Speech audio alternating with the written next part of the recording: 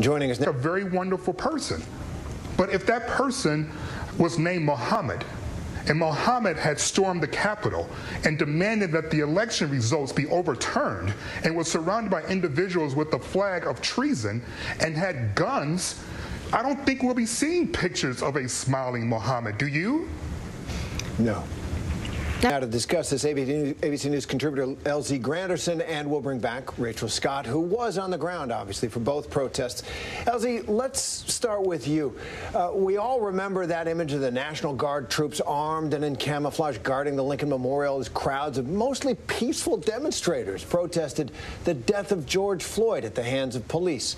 Yesterday, rioters made it inside the Capitol, looted it before the National Guard were even activated. Now, I'll be honest with you, it's not something that struck me first, this disparate treatment.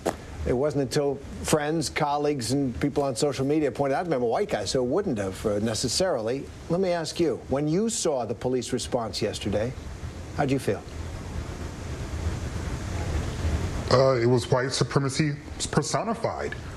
I mean, there's no other way, I think, to intelligently talk about this. That we all know that if that crowd was predominantly black and brown, the officers would have handled it very, very differently. And I don't think that it's a stretch to even suggest that, because we've witnessed it time and time again. And as far as this woman who lost her life, for all intents and purposes, she's not a damsel in distress. You check her social media, she went there, she was essentially a terrorist. A domestic terrorist that died in an attempt to push through and, facilitate this coup. Now, it was ill-fated. It wasn't well thought out. We can, feel sorry for her family. But I refuse to talk about this story and the people who may have lost their lives while they had our members of Congress sheltered in place. That, to me, is why I call this the epitome of white supremacy.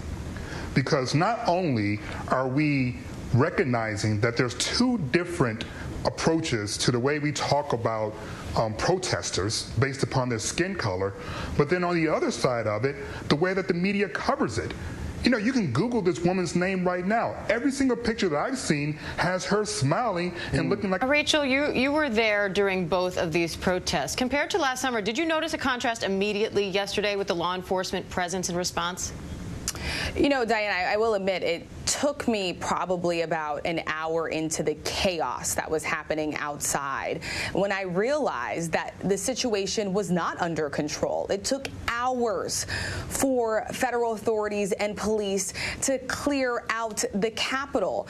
And so I immediately thought back to when I was just outside of the White House, when the president decided to walk over to St. John's Church, and I watched black protesters, black and brown people in this country with their hands up saying, do not shoot. I watched chemical agents be fired. I heard the screams. I heard the chaos then from peaceful demonstrators who were pushed, who were shoved. And then on the other side of this, months later, I'm sitting here and I'm watching this largely, group of white protesters here, demonstrators, rioters, storm the U.S. Capitol, break in windows.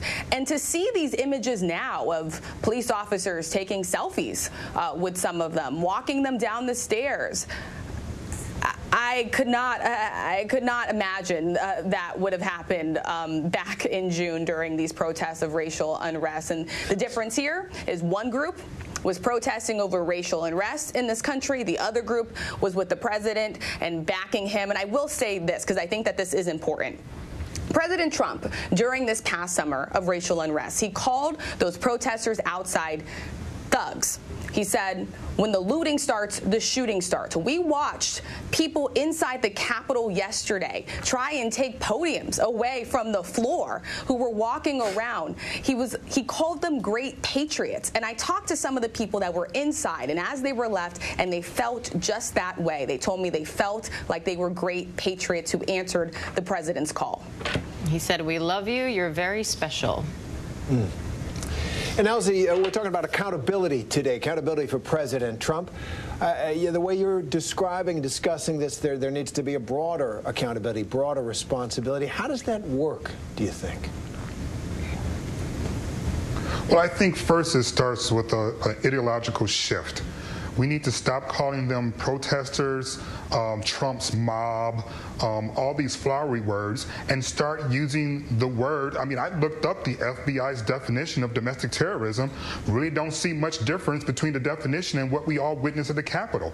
So if we start approaching this as in a domestic terrorist attack, I think we just follow that playbook. How would our government handle an attack from a foreign body on our Capitol?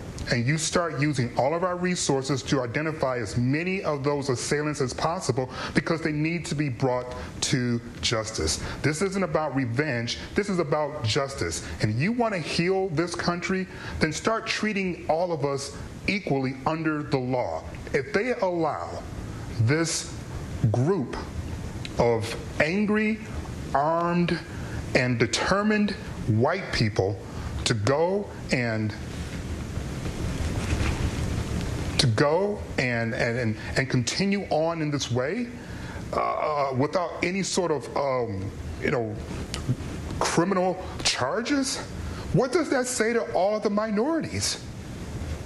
What does that say to the rest of the world? So we need to approach this as a terrorist attack and not as some sort of political theater.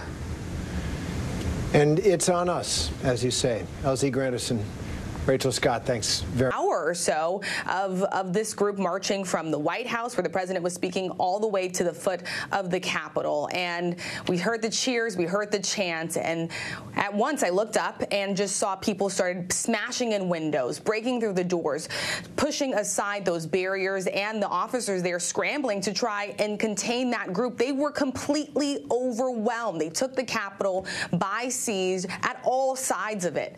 And the events just quickly turned. And it was just a really dramatic split screen from what I was hearing from our colleagues who were inside the U.S. Capitol, reporting on lawmakers huddled under their desks, trying to protect themselves. Outside, we were hearing chants of "Fight for Trump" and "Do not retreat." A remarkable split screen playing out just right there at the foot of the U.S. Capitol, Diane. All right, Rachel Scott, thank you. And I know you're sticking around with us for our next conversation as well. Which centers on a heartbreaking day, one of the really heartbreaking aspects of it. President-elect, yes, you are, Rachel. President-elect Joe Biden today was among many politicians and activists and citizens pointing out the striking contrast between the police response to yesterday's riots and looting of the United States Capitol and the response to last year's Black Lives Matter protests in Washington. No one can tell me that if had been a group of Black Lives Matter protesting yesterday, they wouldn't have been treated very, very differently than the mob of thugs that stormed the Capitol. We all know that's true. And it is unacceptable, totally unacceptable.